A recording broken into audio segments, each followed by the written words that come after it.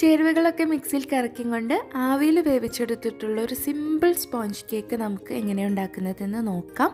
ഇതിനു വേണ്ടിയിട്ട് ഞാനിവിടെ 1 കപ്പ് മൈദ എടുത്തിട്ടുണ്ട്. 280 ml കപ്പിലാണ് എടുത്തിരിക്കുന്നത്. അതൊരു മിക്സിൻ്റെ ജാറിലേക്ക് ഇട്ട് കൊടുക്കാം. അതിലേക്ക് 1/2 കപ്പ് പഞ്ചസാരയും കൂടെ ഇട്ട് കൊടുക്കുന്നുണ്ട്. ഇനി 2 മുട്ട പൊട്ടിച്ചൊടിക്കാം. ഒരു 1/4 കപ്പ് ഓയിലും കൂടെ ഒഴിച്ചു കൊടുക്കണം. ഞാനിവിടെ വെജിറ്റബിൾ ഓയിലാണ് ഒഴിച്ചു കൊടുക്കുന്നത്. 1/2 കപ്പ് പാലും കൂടെ ഒഴിച്ചു കൊടുക്കാം. എന്നിട്ട് ഇതിലേക്ക് 1 ടീസ്പൂൺ വാനില എസൻസും കൂടെ ചേർത്തിട്ട് നന്നായിട്ട് ഇതൊന്ന് മിക്സ് ചെയ്ത് കൊടുക്കാം. ഒരു സ്പൂൺ വെച്ചിട്ട് ആദ്യമേ ഇതൊന്ന് മിക്സ് ചെയ്ത് കൊടുക്കുകയാണെങ്കിൽ നമുക്കിത് നന്നായിട്ട് തന്നെ അടിച്ചെടുക്കാൻ പറ്റുന്നതായിരിക്കും. ഒരു 30 സെക്കൻഡ് മാത്രം ഇതൊന്ന് അടിച്ചെടുത്താൽ മതി. അതിലേറെ അടിക്കേണ്ട ആവശ്യമൊന്നുമില്ല കേട്ടോ. അപ്പോൾ നമ്മുടെ കേക്കിലേക്ക് വേണ്ടിയിട്ടുള്ള ബാറ്റർ ഇവിടെ റെഡി ആയിട്ടുണ്ട്. ഒരു ബൗളിലേക്ക് അങ്ങ് ഒഴിച്ചു കൊടുക്കാം. ഇതിലേക്ക് ഇനി 1 ടീസ്പൂൺ ബേക്കിംഗ് പൗഡർ ചേർത്ത് കൊടുക്കുന്നുണ്ട്. അതോടൊപ്പം തന്നെ ഒരു നുള്ള് ബേക്കിംഗ് സോഡ ചേർത്ത് കൊടുക്കുന്നുണ്ട്. എന്നിട്ട് നന്നായിട്ട് ഇതൊന്ന് മിക്സ് ചെയ്തിട്ട് കൊടുക്കാം. ഇനി ഞാൻ ഇതുപോലെ ഒരു ട്രേ എടുത്തിട്ടുണ്ട് കേട്ടോ. ഇതിലൊഴിച്ചിട്ടാണ് നമ്മൾ ആവിയിൽ വേവിച്ചെടുക്കുന്നത്. ഇത് തന്നെ വേണമെന്ന് നിർബന്ധമല്ല. സാധാരണ നമ്മൾ ഉപയോഗിക്കുന്ന സ്റ്റീലിൻ്റെ പാത്രം അങ്ങനെ എന്തെങ്കിലും എടുത്താലും മതിയാവും.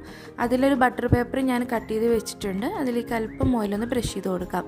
എന്നിട്ട് ഈ ഒരു ബാറ്റർ അങ്ങ് ഒഴിച്ചു കൊടുക്കാം. ഇനി ഒരു സ്റ്റിക്ക് ഉപയോഗിച്ചിട്ട് ഞാൻ ഇതുപോലെ ചെയ്യുന്നുണ്ട്. അല്ലാന്നുണ്ടെങ്കിൽ 2 പ്രാവശ്യം ഒന്ന് തട്ടി കൊടുത്താൽ മതി കേട്ടോ. എയർ ബബിൾസ് ഉണ്ടെങ്കിൽ അതൊന്ന് പോകാൻ വേണ്ടിയിട്ടാണ്. പിന്നെ ഞാനിവിടെ ഒരു അലുമിനിയം ഫോയിൽ കൊണ്ട് ഇതുപോലെ കവർ ചെയ്ത് കൊടുക്കുന്നുണ്ട്. മൂടി വെക്കാൻ പാകത്തിനുള്ള ഒരു പ്ലേറ്റ് വെച്ച് കൊടുത്താലും മതിയാവും കേട്ടോ. എന്നിട്ട് ഞാനിത് അവിടെ ഒരു പാനിൽ കുറച്ച് വെള്ളം ഒഴിച്ചിട്ട് അതിലൊരു സ്റ്റാൻഡോ അല്ലെങ്കിൽ ഒരു പാത്രം വെച്ച് കൊടുക്കുക. അതിന് മുകളിലായിട്ട് നമുക്ക് ഈ ഒരു ട്രേ വെച്ച് കൊടുത്തിട്ട് അടച്ച് വെച്ചിട്ട് ഒരു 45 ടു 50 മിനിറ്റിനുള്ളിൽ തന്നെ കേക്ക് നമുക്ക് റെഡിയായി കിട്ടും. കറക്റ്റ് ഒരു 40 മിനിറ്റ് ഒക്കെ ആകുമ്പോൾ നിങ്ങൾ ചെക്ക് ചെയ്ത് നോക്കുക കേട്ടോ. എനിക്കിവിടെ ഒരു 45 മിനിറ്റിൽ തന്നെ കേക്ക് ഇവിടെ റെഡിയായി കിട്ടിയിട്ടുണ്ട്. നല്ല പഞ്ഞി പോലെ കിട്ടിയിട്ടുണ്ട്. കാണുമ്പോൾ തന്നെ മനസ്സിലാവും നല്ല സോഫ്റ്റ് ആയിട്ടുള്ളൊരു കേക്കാണ് കേട്ടോ. ഒരു സ്റ്റിക്ക് വെച്ചിട്ടോ അല്ലെങ്കിൽ ഒരു കത്തി വെച്ചിട്ടൊക്കെ ഒന്ന് കുത്തി നോക്കിയാൽ മനസ്സിലാവും. ഒട്ടിപ്പിടിച്ചിട്ടില്ല എന്നുണ്ടെങ്കിൽ കറക്റ്റായിട്ട് വെന്തിട്ടുണ്ടെന്നാണ് അർത്ഥം. അപ്പോൾ നമ്മുടെ കേക്ക് നന്നായിട്ട് ചൂടാറിയതിന് ശേഷം മാത്രമേ നമുക്ക് ഈ ഒരു ട്രേന്ന് എടുക്കാവൂ. ഇതിപ്പോൾ നന്നായിട്ട് കൂളായിട്ടുണ്ട്. ഇനി ഇതൊന്ന് എടുക്കാം. കണ്ടോ, നല്ല അടിപൊളിയായിട്ട് കിട്ടിയിട്ടുണ്ട്. അതിൻ്റെ ബട്ടർ പേപ്പറൊക്കെ ഒന്ന് മാറ്റി കൊടുത്ത് നോക്കാം. നല്ല പെർഫെക്റ്റ് ആയിട്ട് കിട്ടിയിട്ടുണ്ട്.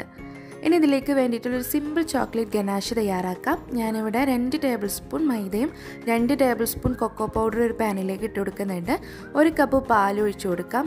പിന്നെ ഇതിലേക്ക് നമുക്ക് വാനില എസൻസോ അല്ലെങ്കിൽ വാനില പൗഡറോ ചേർത്ത് കൊടുക്കാം കേട്ടോ. ഞാനിവിടെ ഒരു 1/4 ടീസ്പൂൺ വാനില പൗഡറാണ് ചേർത്ത് കൊടുത്തിട്ടുള്ളത്. എന്നിട്ട് നമുക്കിത് 2 മിനിറ്റ് വരെ കുറുക്കിയെടുക്കാം. ഇതിലേക്ക് മധുരത്തിനനുസരിച്ച് നമുക്ക് 1/2 കപ്പ് പഞ്ചസാരയോ അല്ലെങ്കിൽ കണ്ടൻസ്ഡ് മിൽക്കോ ചേർത്ത് കൊടുക്കാം. എന്നിട്ട് നന്നായിട്ടൊന്ന് കുറുക്കിയെടുക്കാം. ഈ ഒരു പരുവായി കഴിഞ്ഞാൽ നമുക്ക് ഫ്ലെയിം ഓഫ് ചെയ്യാം. ഇത്രയും മതി കേട്ടോ. ഇനി ഇത് സ്റ്റൗവിൽ നിന്ന് എടുക്കാം. ഞാനിവിടെ 1/2 കപ്പ് പാലെടുത്തിട്ടുണ്ട്. അതിലേക്ക് 2 ടേബിൾ സ്പൂൺ പഞ്ചസാരയോ അല്ലെങ്കിൽ കണ്ടൻസ്ഡ് മിൽക്കോ ചേർത്ത് കൊടുത്ത് ഇളക്കിയെടുക്കുക. പിന്നെ ഈ കേക്കിൻ്റെ ഉയർന്ന ഭാഗം ഒന്ന് കട്ട് ചെയ്ത് മാറ്റുന്നുണ്ട് കേട്ടോ. നമ്മൾ ഇതിലേക്ക് ആ ഗനാഷ് ഒഴിക്കുന്ന സമയത്ത് ഒന്ന് ഒരുപോലെ ഇരിക്കാൻ വേണ്ടിയിട്ടാണ്. നമ്മൾ കലക്കി വെച്ചിട്ടുള്ള ആ ഒരു പാൽ ഇതിലേക്ക് അങ്ങ് ഒഴിച്ചു കൊടുക്കാം. എന്നിട്ട് നമ്മുടെ ആ ഒരു ചോക്ലേറ്റ് ഗനാഷ് നന്നായിട്ടൊന്ന് മിക്സ് ചെയ്ത് കൊടുത്ത്, ചോക്ലേറ്റ് ഇല്ലാത്തൊരു ഗനാഷാണ് കേട്ടോ. അതൊന്ന് മിക്സ് ചെയ്തതിന് ശേഷം ഇതിലേക്ക് ഇതുപോലെ അങ്ങ് ഒഴിച്ചു കൊടുക്കാം. എല്ലാ ഭാഗവും ഒരുപോലെ ആവുന്ന രീതിയിൽ നമുക്കിത് സ്പ്രെഡ് ചെയ്ത് കൊടുക്കണം. ഇതുപോലെ ഒരു സ്പാച്ചുലയോ അല്ലെങ്കിൽ ഒരു സ്പൂണോ വെച്ചിട്ട് നമുക്ക് ഒന്ന് ലെവൽ ചെയ്ത് കൊടുക്കാം. എന്നിട്ട് ഫ്രിഡ്ജിൽ വെച്ച് 1 മണിക്കൂർ നന്നായിട്ടൊന്ന് തണുപ്പിച്ചെടുക്കാം.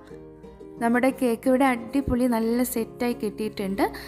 ഞാനിത് കട്ട് ചെയ്തിട്ടും കൂടെ ഒന്ന് കാണിക്കാം. നല്ല സോഫ്റ്റാണ് ആ കേക്ക്. ഒന്ന് കട്ട് ചെയ്തെടുക്കുമ്പോഴത്തേക്ക് നല്ല സോഫ്റ്റായിട്ട് കട്ട് ചെയ്തെടുക്കാനായിട്ട് പറ്റുന്നതായിരിക്കും. അതുപോലെ തന്നെ ടേസ്റ്റും അതെ നല്ല ടേസ്റ്റാണ്. അപ്പോൾ നിങ്ങൾ ഒരു പ്രാവശ്യം ഒന്ന് ട്രൈ ചെയ്ത് നോക്കാം. ബേക്ക് ചെയ്യേണ്ട ആവശ്യമൊന്നുമില്ലല്ലോ. ആവിയിലൊന്ന് വേവിച്ചെടുത്താൽ തന്നെ നല്ല അടിപൊളിയായിട്ടുള്ള കേക്ക് നമുക്ക് തയ്യാറാക്കിയെടുക്കാനായിട്ട് പറ്റും. ആ ഒരു പാലൊക്കെ ഒഴിച്ചത് കാരണം ആ ഒരു കേക്ക് നല്ല സോഫ്റ്റായിട്ട് കഴിക്കുമ്പോൾ തന്നെ നല്ല ടേസ്റ്റി ആയിരുന്നു. ഇനി ഈ ഒരു ഗനാഷ് ഉണ്ടാക്കിയെടുക്കാതെ തന്നെ നമുക്ക് ജസ്റ്റ് ചോക്ലേറ്റ് ഒന്ന് മെൽറ്റ് ചെയ്തിട്ട് അതിൻ്റെ മുകളിലൊന്ന് സ്പ്രെഡ് ചെയ്ത് കൊടുത്ത് കഴിക്കാനും നല്ല ടേസ്റ്റാണ്. ഇങ്ങനെ തന്നെ ചെയ്യണം നിർബന്ധമല്ല കേട്ടോ. ഇത് നമുക്ക് സിമ്പിളായിട്ട് ചെയ്തെടുക്കാൻ പറ്റുന്നൊരു ഗനാഷാണ് ഞാൻ കാണിച്ചിട്ടുള്ളത്. ചോക്ലേറ്റിൻ്റെ ആവശ്യമൊന്നുമില്ല. അപ്പോൾ ഇന്നത്തെ വീഡിയോ നിങ്ങൾക്ക് ഇഷ്ടമായെന്ന് വിചാരിക്കുന്നുണ്ട്. വീഡിയോ ഇഷ്ടപ്പെട്ടിട്ടുണ്ടെങ്കിൽ ലൈക്ക് ചെയ്യുക. ഇതുപോലത്തെ റെസിപ്പികൾ കാണാനായിട്ട് ആദ്യമായിട്ട് നമ്മുടെ ചാനൽ കാണുന്നവരുണ്ടെന്നുണ്ടെങ്കിൽ ഒന്ന് സബ്സ്ക്രൈബ് ചെയ്തേക്കുക കേട്ടോ. അപ്പോൾ വീണ്ടും നല്ലൊരു റെസിപ്പി ആയിട്ട് അടുത്ത ദിവസം കാണാം. Thank you.